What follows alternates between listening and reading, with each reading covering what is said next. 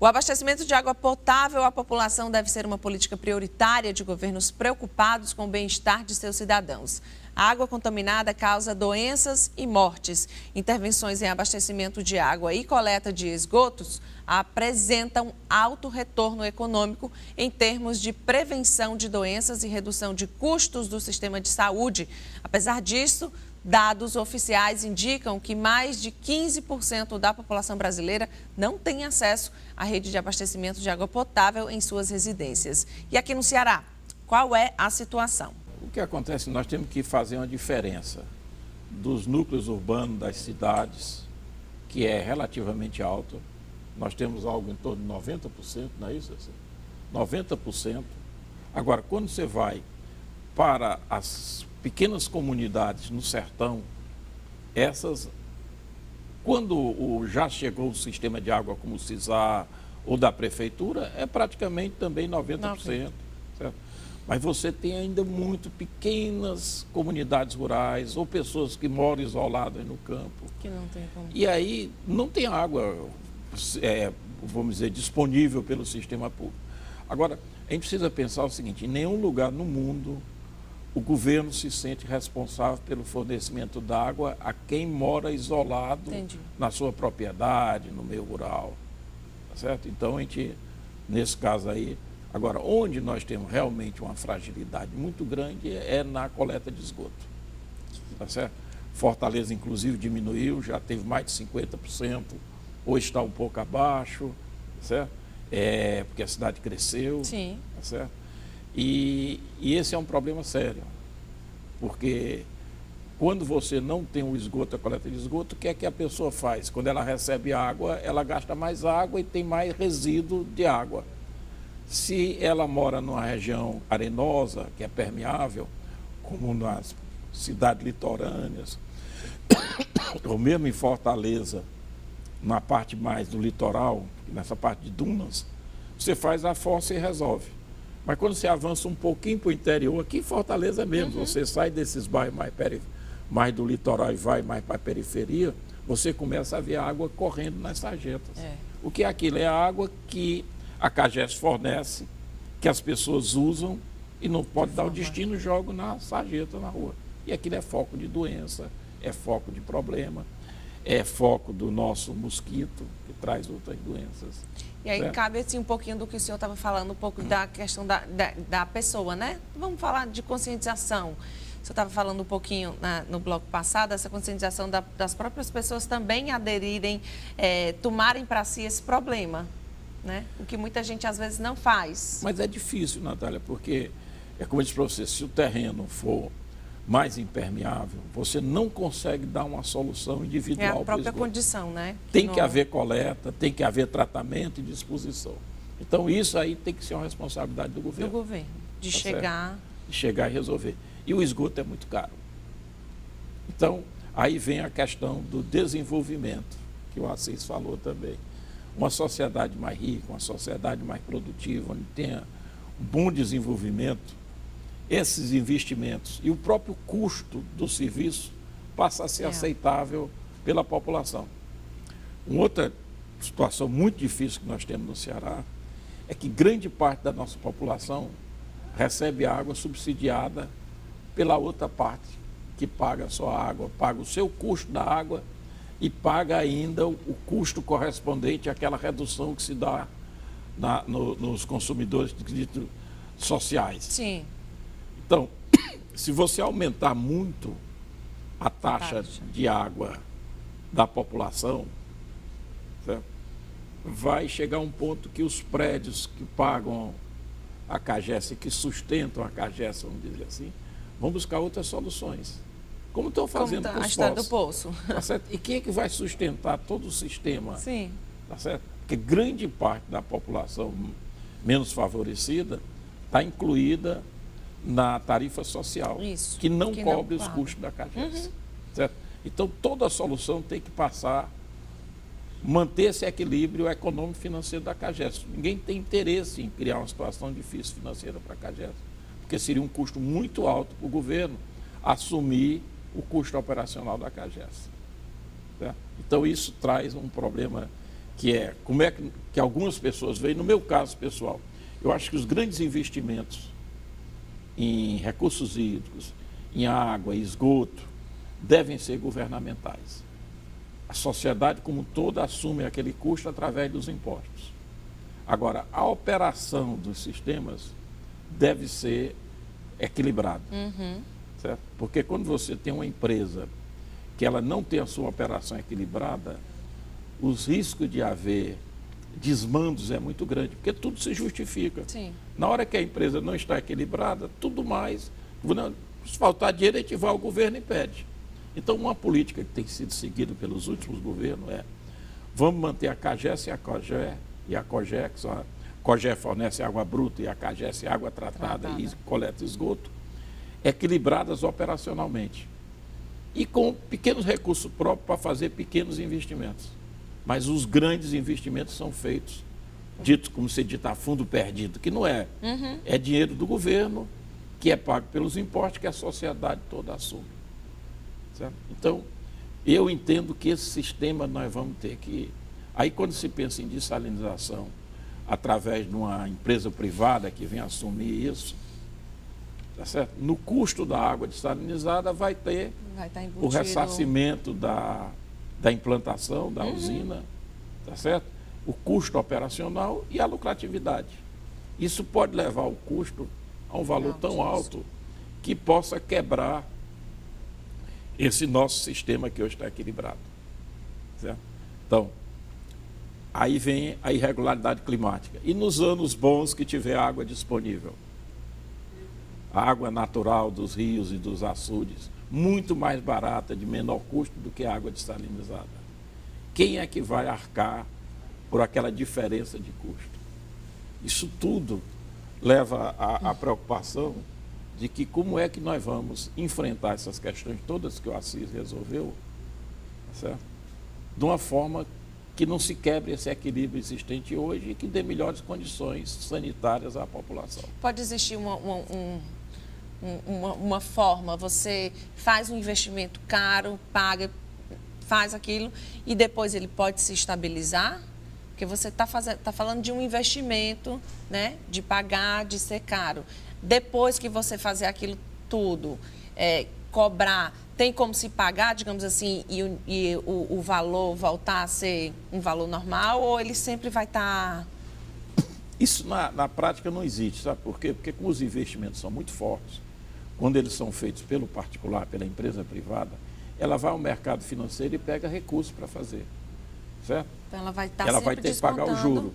E ela faz o cálculo econômico daquele empreendimento para ele ser pago em 30 anos.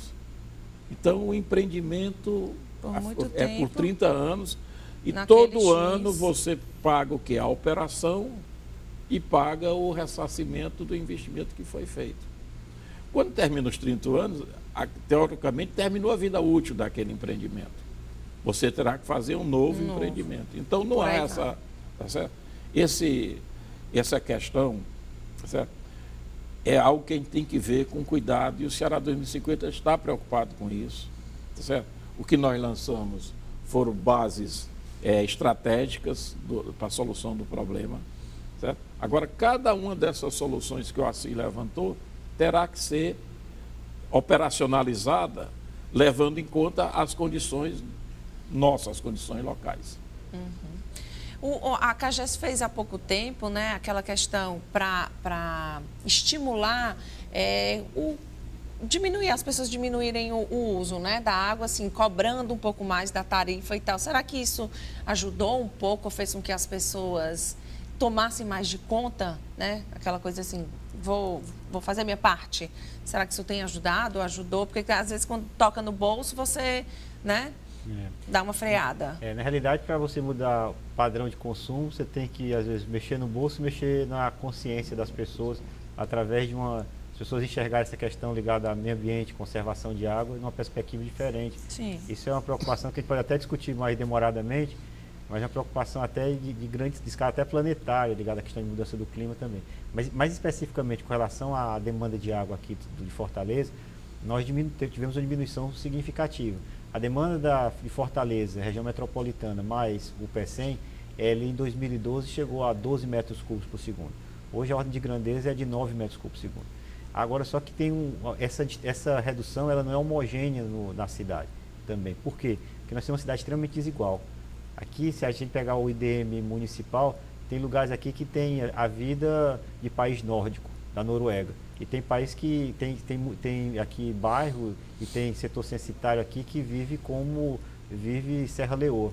Então, Serra Leoa e a Noruega e Fortaleza estão distantes 10 quilômetros, 5 quilômetros, 2 quilômetros. 2 quarteirões. E aí o que é que acontece? Distantes uma viagem de ônibus, no máximo, né? E às vezes o que vai acontecer é que a gente tem aqui um consumo muito desigual. Tem parcela da nossa população que está consumindo 50 litros por habitante dia e tem parcela da nossa população que está consumindo 250, 300 litros por habitante dia. Eu não estou falando, não é só as pessoas, mas os bairros. Aí tem outros tipos de consumo.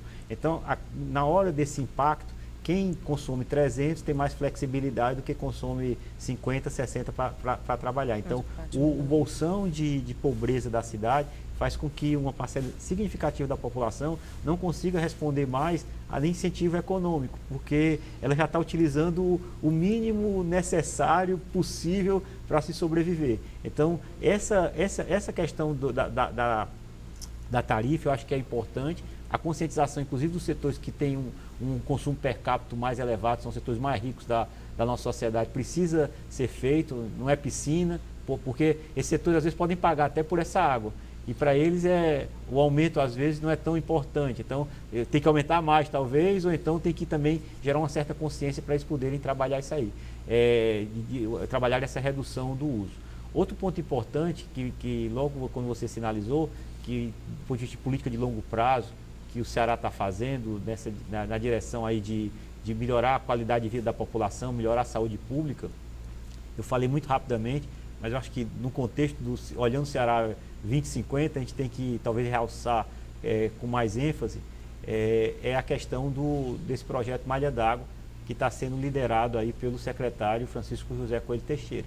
Esse projeto Malha d'Água, um dos focos dele, eu falei lá no início muito na questão de redução de perdas, mas ele tem uma questão de saúde pública extremamente importante, porque primeiro ele vai tentar garantir água, a mesma garantia, a mesma segurança hídrica que é dada, por exemplo, a Fortaleza, vai ser dada às cidades do interior e aos grandes distritos. Segunda questão é que vão ter uma quantidade menor, inclusive, de estações de tratamento de água. Isso vai possibilitar um controle operacional dessa qualidade da água muito maior. Hoje, por exemplo, em alguns distritos desses, tem que ser abastecido por carro-pipa, com um controle de qualidade muito ruim durante o período da seca. Isso tem impacto na saúde pública, porque não é só a pessoa que bebe água ruim, ela adoece. E ao adoecer, ela vai gerar impacto, por exemplo, na rede, na pressão na saúde pública e outras coisas mais. Então, economicamente, a gente pode ter alguns benefícios ligados à saúde pública, qualidade de vida e segurança extremamente importantes. Agora, tem muitos desafios, né, nessa questão ligada à qualidade de água dos nossos reservatórios. Porque existe uma coisa um pouco perversa, que a água é pior na seca. Ela é pior, a gente tem menos água e água de pior qualidade, porque os nossos reservatórios, quando secam, eles concentram muito nutrientes e acontece um processo de eutrofização dos lagos. E esse processo de eutrofização dos lagos faz com que as águas fiquem verdes e até com a salinidade mais elevada durante a seca. E os nossos sistemas de tratamento de água, que são muitos deles filtração direta, eles não conseguem nem remover cor, nem tratar a turbidez elevada. Então, a população tem que às vezes, ter acesso a uma água de uma qualidade mais baixa, porque é a única água disponível por esse sistema. Então, esse tipo de preocupação, de manejo adequado dos reservatórios, não só do ponto de vista de quantidade, mas do ponto de vista de qualidade, é uma coisa que precisa ser feita. E por exemplo, no caso específico do Malha d'Água, ao ligar as cidades a reservatórios de regularização mais plurianual, os reservatórios maiores, também tende e os sistemas de tratamento de água, eles serem um sistema mais completo, que permite tratar qualquer tipo de água, isso pode também ter um impacto na melhoria da qualidade da água, da qualidade da água para as populações e com isso, inclusive, ter um impacto talvez em saúde pública, etc. Então, essa cadeia que você levantou logo no início da sua fala, nesse bloco dessa ligação entre água, interfere muito diretamente. Né? E são vários problemas que você vai ter, hipertensão, né, ligado à questão da concentração maior de sais, além de diarreias, tá certo? Então, tem vários, tem algumas doenças crônicas, tá certo? E tem algumas epidemias que podem surgir a partir dessa questão da qualidade da água. E às vezes as pessoas olham mais essa questão mais financeira, mais direta. É por isso que o professor Miranda, na fala dele, de forma muito precisa e muito correta, diz o seguinte, que uma parcela desse investimento, que é muito intensivo, capital intensivo, de construção dessa infraestrutura, tem que ser feito pelo Estado. Porque o que justifica, às vezes, não é esse balanço só financeiro, é o balanço do ponto de vista econômico. E na avaliação econômica, dos benefícios econômicos, essa dimensão de saúde pública e outros que a gente não está ressaltando aqui agora, elas são extremamente importantes, né? Mas do ponto de vista operacional, ter esse equilíbrio financeiro é importante para que, às vezes, quem usa, que a gente chama em recursos hídricos, o princípio do consumidor, se você tem um uso econômico que está usando aquela água, uma parcela dos custos de oferta dessa água devia ser pago por esse setor. Obviamente, isso significa os usos econômicos, né? Se você está falando em população mais pobre, que mora na beira de um rio, tá certo? E que precisa tirar aquela água para a subsistência, não é deles que nós estamos comentando, é mais talvez os usos econômicos, entre eles o saneamento, né? Que precisa, de certa forma, desse tipo de incentivo da cobrança para poder viabilizar uma parcela do financiamento do sistema. O Ceará, inclusive, foi pioneiro nisso do ponto de vista de recursos hídricos no país, do ponto de vista de água bruta, né? E isso tem sido um elemento extremamente importante para garantir uma eficiência do sistema de recursos hídricos. Então, a Companhia de Gestão de Recursos, a COGE, já vem cobrando água desde segunda metade dos anos 90 e essa cobrança tem sido fundamental para poder fazer com que ela consiga ter uma autonomia operacional, mesmo em anos de fluxo financeiro do Estado menor. Então, isso garante e dá um suporte ao sistema extremamente elevado. Não obstante, o objetivo dela não ser arrecadatório, tá certo? Então, esse equilíbrio financeiro significa que ela vai virar um SA e vai distribuir ações na Bolsa de Nova York para poder fazer e tornar o insumo ao processo produtivo aqui do Ceará extremamente mais caro, porque isso vai impactar toda a cadeia produtiva e a qualidade de vida das populações. Mas isso a gente precisa, é um elemento extremamente importante. Mas, Natália, o Assis falou muito sobre a questão dos sistemas, dos equipamentos, do produto, da produção. Mas nós temos que nos voltar para a questão da gestão. Gestão de recursos hídricos não é só administração, como a gente fala nas empresas. A gestão, ela engloba o planejamento, o controle e as medidas para, vamos dizer, para atenuar os problemas. Sim. Tá certo? E isso o Ceará era muito bom, ou eu diria que ainda é muito bom. Nós passamos 6 anos agora de dificuldade e conseguimos navegar nessa É isso que eu ia dizer, será que conviver muito tempo com a seca, né, com muito problema de falta da água, né, da falta do recurso hídrico, fez com que a gente soubesse manusear melhor, administrar isso melhor é verdade. esse recurso? Tanto que o Ceará foi pioneiro no Brasil. Mas o sistema que nós montamos lá no século passado, no final do século passado, ele cresceu muito. A COGE, CAGES cresceram muito. A sociedade, a situação se tornou muito mais complexa. As demandas, as exigências, os compromissos com as garantias de fornecimento d'água. Então, uma das preocupações do Ceará 2050, que foi, inclusive, criada essa preocupação a partir das conversas e das orientações dos nossos consultores, é que esse nosso sistema de gestão vista dentro desse ponto de vista, que é o planejamento, controle e soluções, tá certo? Não é a parte operacional. Ela vai precisar de um aprimoramento, certo? O que está proposto dentro dessa visão estratégica é que o Estado crie um grupo de técnicos dedicados exclusivamente ao pensamento sobre água, a essa gestão, tá certo? Se esse grupo de técnicos vai ficar incorporado à COGE, se vai ficar incorporado à Secretaria de Recursos Hídricos, se a FUNSEMI, se talvez se crie um sistema que envolva os grandes operadores, CAGES, COGÉ, Sohidra, SRH, FUNSEMI, certo? Mas o que a gente sente hoje é que a gente precisa que tenha, no Ceará, um aprimoramento desse sistema de gestão. E uma das soluções que nós vimos, talvez surjam outras, Sim. mas o que nós estamos apontando hoje é que nós precisamos ter um grupo, tá certo?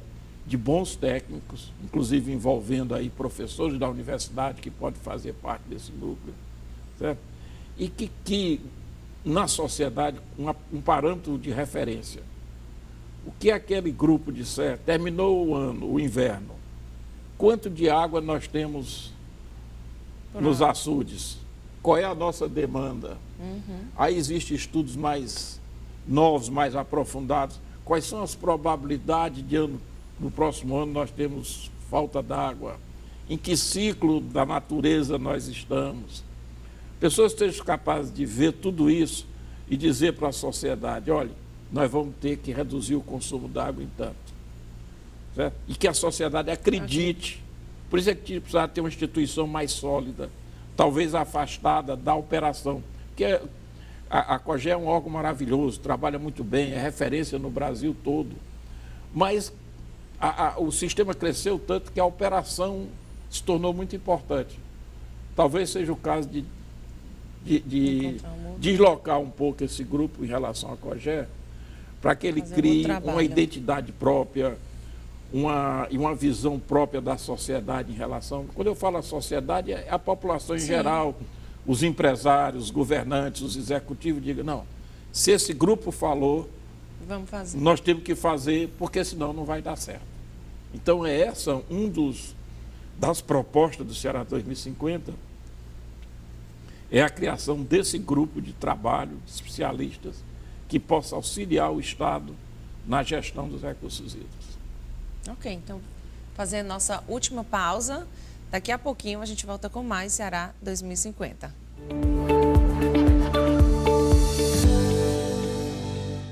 Apoio Cultural Via Direta.